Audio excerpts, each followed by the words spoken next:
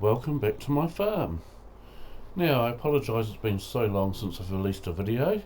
Um, it's summer weather here, so most days I've been out enjoying the weather and things, and in the evenings even I've been spending time at home with my wife. We've been enjoying watching Hunted Australia and Hunted UK, which is like the only TV programme I even watch.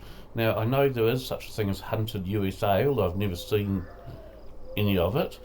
So my American viewers might know what the show is, but for those that don't, I'll explain in a second. I'll just show you first. I have done a wee bit of farming here since the last video I made, so I think these two fields over here were corn last time I recorded a video. The corn's now been harvested. Then I fast forwarded through some of the winter days because I ran out of things to do, and I've now got onions planted here. I've never done onions before, so I'm slowly working through different crops I haven't done.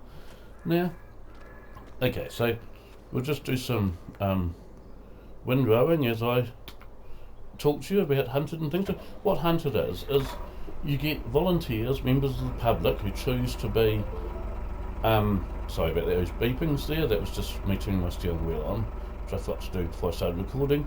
So you get people volunteering to be fugitives, and then you get ex-police, ex-CIA, ex-MI5 and what have yous, and they're all trying to hunt these people down. So the thing is that the people that have volunteered to be fugitives, and it is a voluntary thing, because although they're in to win prize money, which would be their reason for doing it, are trying to avoid capture for it's normally either 21 days or 28 days. It's somewhere around that time. Each season seems to have a slightly different number of days they have to avoid capture for, and the hunters are using things like CCTV and APNR, which is cameras on motorways that read number plates of cars that go by and things like that to try and capture them. So it is quite a neat show, and okay, it's reality TV, so I'm certain that some of it's done especially for the show and not actually quite necessarily genuine, or I'm absolutely certain of that because I've actually got a friend who's a scientist, and he used to do a lot of work for the police, the New Zealand police. He said that a lot of the stuff that you see on TV police shows, with like there's been some dirt left behind by the criminal or something, and they analyse the dirt to find out where it came from, and this sort of thing. He said, it is real life. You really can analyse things like that to get that, but you don't get the results anywhere near as quickly as you do on TV shows. It can take weeks and weeks, sometimes even a month or more, to actually get any results that are usable, and obviously that's not going to go down very well in a 1 hour TV show sort of thing, which is why everything happens so quickly on a TV show compared to real life. So I'm sure that if the police are requesting access to some private CCTV cameras or something like that, they must have to, go through a process and maybe get judge sign off or something like that for it. Same as like if you want to bug someone's cell phone or anything like that, I'm sure there's a process you have to go through, and it actually takes a lot longer than what it would appear to take on these Hunted TV shows. But at the end of the day, they're made for entertainment, and I must admit, as I said, it's the only TV show I actually do watch. It's the Hunted Australia and the Hunted UK, because I really, really enjoy just watching these people try and get away from the cops, as it were, and all the different tactics they use to try and get away, and all the different tactics that the cops use in order to try and hunt them down. So it's quite interesting. Now this video here may well, I don't absolutely guarantee it, but may well be the last video I do on this farm. The reason why is before I started this video, I went to the BioAgri website to see when they first uploaded this map, the Belly Spring map, for the first time. Now, it was first uploaded on the 26th of December 2022. I started playing this map then, when it was uploaded, and I've sort of sometimes loaded another map for just like one day or something just to have a look at it. But basically I've been playing this map, not just this map, but this farm, this exact farm, ever since this map came out. So that means I've now been playing on this farm for 2 years. I don't mean in-game 2 years, I mean real life 2 years. And there's a few things on this farm that I would like to change. So I'm beginning to get a wee bit bored with it exactly how it is. And getting out too wide there again. I can actually get out for a second and show you some of the things I want to change on this farm. Actually, might be a good idea, just to show you what. I'll just stop here then for a moment. Let's okay. So the first thing I want to change is the paddocks that I'm mowing regularly. I should not have put the troughs and things in and made them dual purpose mowing and animal paddocks, because the troughs get in the way when you try and mow, and when you are flattening the ground and things to put them in, you know, it makes it hard to mow around there where it changes level too much and things like that. So, and I shouldn't have had water pumps here. The reason I had water pumps is because the cows on this map drink the water way too fast. You just can't keep up. But these water pumps have quite a long reach. So what I should have done is hidden the water pumps in the trees or the bushes of the paddocks that do have troughs, so there was no water pump visually seen anywhere, but I still had the water pumping into the troughs. And as I said, I should have got rid of all the troughs from my mowing paddocks and just had dedicated animal paddocks and dedicated mowing paddocks.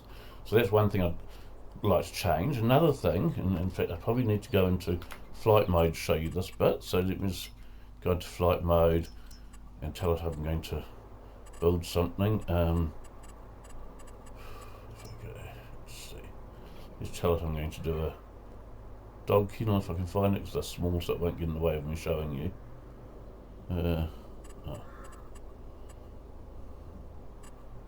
Others, dog kennel.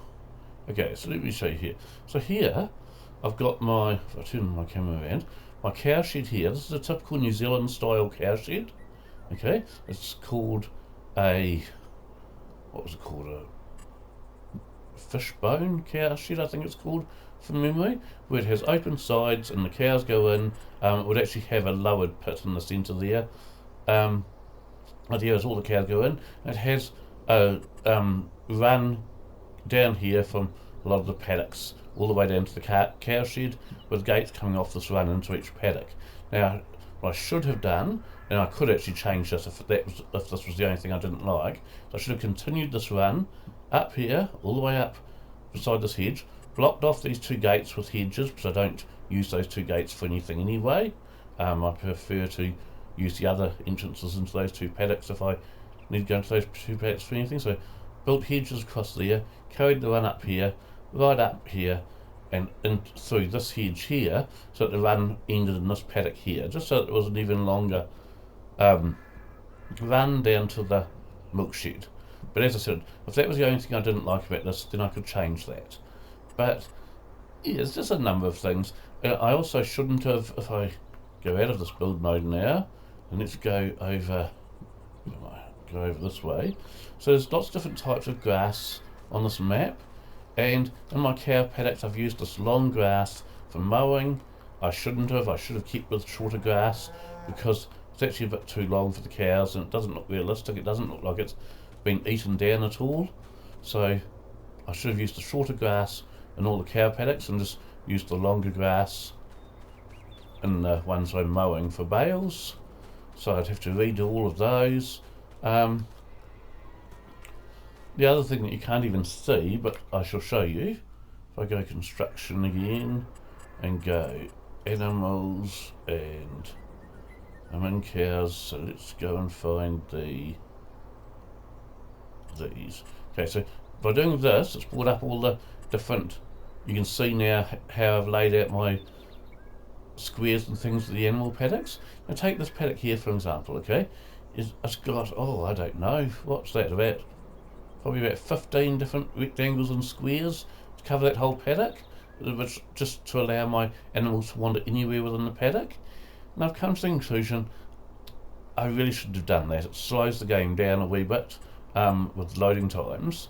I should have just used like bigger squares and maybe put 2 or 3 in this whole paddock so that the cows wouldn't be able to wander because they can only go where there is a blue square. Okay, and you can see 2 cows right there in that blue square there, right sort of where my mouse is now. They can only go where there's blue squares. And so as it is right now, the cows can walk just about everywhere in that single paddock. But if I only put 2 or 3 big squares, they wouldn't be able to walk right into the corners and things like that. But it wouldn't matter, they would cover the bulk of the paddock. And because you don't see the squares when I'm out of that mode there, as you can see, you wouldn't know that the cow's never ever going to wander down to the corner of the paddock because the blue square of the paddock doesn't extend that far. So I sort of went overboard putting so many squares into the thing. Now obviously because you don't see the squares when we're playing, you don't see that, but where it gets particularly annoying is like for example during the winter months, if I want to fast forward through a day, because you can't put enough food into the paddocks to actually feed them for more than a day, basically. So you've got to feed the cows every single day. If you want to fast forward through some days in winter, you've got to go into the XML and update the amount of food in the food troughs and things like that, which I'm not above doing that. I'm quite happy to do that when I'm fast forwarding through days if necessary, rather than speed through a day, go and feed the cows, speed through a day, go feed the cows, speed through a day, go feed through the cows, like that to get through winter, because otherwise you just get sick and tired of feeding the cows after a while if you do it that way. So if you're going to fast through days in the winter, you're better off just fast forward the day, escape the game, go into the XML, modify it. Fast forward through a day, save, go out, modify the XML, and so on like that. And that's the way I've found it's the easiest way. If there is an easier way, I'm not aware of it. So yeah, I think there was just too much stuff to sort through. My XML file just got too long, and trying to sort through it to find all the different paddocks to update the feed troughs in just became too laborious when I have so many squares laid out. So yeah, I'm thinking that this is where I'm a bit stuck at the moment. I don't know whether I should rebuild this farm the way I want it, where so it look more or less the same as it does now to a casual observer, but I will know the differences, and there'll be quite a few, small differences. Or because I've been playing on this exact farm for 2 years real life now, whether I should in fact start a whole new farm instead. And if I start a whole new farm, I can't decide out of 3 maps which one I should do, because there's 3 maps that have been released since I started playing this map 2 years ago that I really, really like, and haven't really tried any of them because I've been too busy on this map to do it. And I know a lot of people really, really struggle. A lot of people will play multiple maps simultaneously. I really struggle to do that. Every time I've thought, yes, I'm going to do that, and I start second farm, it lasts a day and I think, nah, this was stupid, I'm just going to go back to my original farm. No, end up back on this one again. So playing multiple farms simultaneously really doesn't work for me. I know it works for a lot of people and that's great. If I do start a new farm, which I'm likely to do, that's the way I'm leaning. I'm just trying to decide whether it should be this map or one of the other maps that I would like to try out. Then the one thing that I know for certain is that any new farm I start at the moment will be on FS22. So far I've seen absolutely nothing in FS25 to make me want to start playing it. In fact, I've actually taken it off my hard drive, so currently I don't even have FS25 on my hard drive any longer, although I did buy it through Steam, so I can re-download it anytime I want. But yeah, I've just seen absolutely nothing in FS25 that makes me want to actually stop FS22 and move on to FS25. That's just my own personal take, and I'm not knocking all those people that have moved on to FS25, more power to them. But yeah, it just doesn't, I don't know, it hasn't grabbed me like I hoped it would. So whatever farm I end up playing will be FS22 still, and yeah, I can't tell you which one it'll be yet. Not I'm trying to keep the suspense or anything to have you tune in, but because I haven't decided myself yet whether to redo this farm on this map and do that, or whether to start one of these other maps I want to try out in FS22. Yeah, there was one video that I made during this big gap between my last video and this one. I know that Fury Machine Gaming had specifically suggested that when we flew up to Auckland to pick up my wife's new car and drive it home, which was a 9-hour road trip, that I film a video of it. Well, I couldn't do a video of that because we had the stereo on most of the way home, and of course there'd be all kinds of copyright issues if I filmed with the radio playing some of our favourite music. But I did record a video in the passenger seat of her car, and let me just say, I have, anyone that's watching any of my videos will know I have very, very low ideals as to what kind of quality I'm willing to put up with, so my benchmark's pretty low, but this video I recorded turned out to be below even my extremely low benchmarks, which is a shame really, because there was some funny bits in the video. My daughter was in the back of the car at the time, and every time I mentioned someone's name or went past an identifiable place like a college with a sign out the front saying what college it was, or a roadside with a name on it, she'd go, "Dad, you can't do this, internet safety." And she was saying that to me so much that I said, right, so here today what I'm doing is I'm demonstrating, doing a physical demonstration of all the things you should never ever do online. My daughter goes, "Well, do you know these things, Dad? Seems that you don't." So it was a very, very funny video, but yeah, the quality, didn't hold the camera very still at all, so it was moving all over the place. A couple of times I was talking about stuff we were passing, and the camera was actually pointing at the dashboard of the car instead of the stuff that I hadn't realised. And in one or two places I put my finger over part of the lens and it stayed there for 30 seconds or so, so you know, it really just was way too low quality to, I even thought maybe I should just upload it and make it private and just send the link to a couple of people that I know, you know, would look past the quality issues and just enjoy the funny tales, but really it was too low even for that. So I will record a video in her car, but yeah, I've just decided that when I did record, quality was just too shocking, so I have to re-record it. Now, I do, driving home in her new car, as I said, it was a 9-hour road trip, and we had some fun on the way. One bit of an adventure that we had was that we stopped at a place called Tamarunui to have lunch, because we'd had the top folded down all the way home until that point because it was nice weather. In fact, it was nice weather the whole 2 days we took to drive home. We did it as a 2-day road trip, not a 1-day one. And we stopped at Tamarunui to eat lunch and folded the top up, and her car has an automatic folding top, whereas mine's manually done. And when we came out after lunch to put the top down and continue with our trip, the top wouldn't go down. It was stuck up. I thought, oh no, this is bad, because there wasn't a Volkswagen dealership anywhere near Tamarunui. I think the closest one to us was still 3 or 4 hours away from where we were, and I thought, this is not going to be good. So we had to drive the rest of the first day from lunchtime until 5 p.m ish when we stopped driving for the day, with the top up, despite the fact it was still a sunny day, because it had jammed up.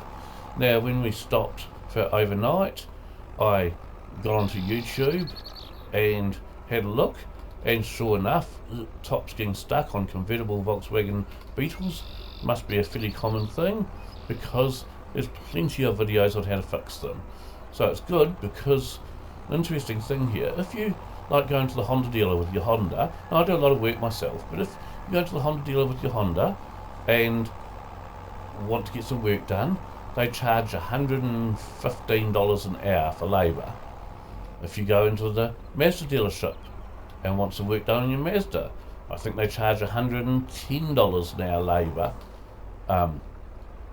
If you go into the Volkswagen dealership, however, and want some work done on your Volkswagen, they charge $238 an hour labour.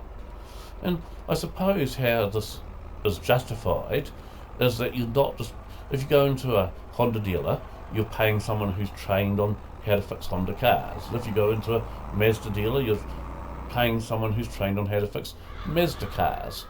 But if you go into the Volkswagen dealership, of course, you're paying for someone who's trained on how to fix Volkswagens and Audis and Porsche and Lamborghini, because all those companies are owned by the VAG group. So that's probably why they charge $238 an hour labour, because what you're really doing is paying for a Porsche and Lamborghini mechanic, even though it's only a Volkswagen you're getting them to work on. So, I really didn't fancy the idea of having to pay Volkswagen to have a look at this folding top. As I said, I googled it, found a YouTube video on it, and it turns out that these folding tops on the Beetles must quite often jam, and unjamming them is actually quite simple. You open the boot, and inside the boot there's a plastic bung, and you remove that bung, and what you will find then is what looks like a water toby. So it looks like a tap, basically, a water toby tap, like you'd use to turn off your water in your house. You turn that toby 3 times anti-clockwise, 3 revolutions anti-clockwise. What that does is disengage the motor from the rail, from the toothed rail. You can then fold the top up or down manually. So the reason for it jamming, I discovered that as well, is if it's only like 98% up or 98% down when you let go of the button or something, that's when it jams. If the car hasn't registered that the top is all the way up or all the way down yet, and it actually has a beep when the car is satisfied that the top is all the way up or all the way down, and so you never ever let that button go until after it beeps, and then it shouldn't jam. But if it does jam, you disengage the motor from the rail, then you manually put the top all the way up or all the way down, and I've got to be honest, it is quite a heavy top. So apparently some of these Beetles didn't have an automatic top, some of them had a manual top, and I could put it all the way up on my own, but I don't think my wife could, in all honesty. I think it would be too heavy for her to put it up manually on her own if she had to. It was quite a heavy top. Anyway, you put the top all the way up or all the way down, then you re-engage the motor, and then when you press the button, voila, it works again. Now, it took me, 10 minutes of searching for the video and watching the video, and 5 minutes to actually do the job. So basically I could disengage the motor, fix the top and re-engage the motor well within 5 minutes now. But I'm sure had I gone to the Volkswagen dealership, they would have charged me for an hour, because most mechanics, they charge by the hour, and they charge a minimum of 1 hour labour. So if the job they do takes less than an hour, they still charge you for 1 hour of labour. So yeah, what took me 10 minutes to look at a YouTube video and then 5 minutes to actually do the thing that the video told me to do would have cost me $238 had I gone to the Volkswagen dealership to do that. So I was rather relieved to find that video on YouTube. I must say, it is quite neat, the number of things you can find on YouTube. You can find videos on just about anything now.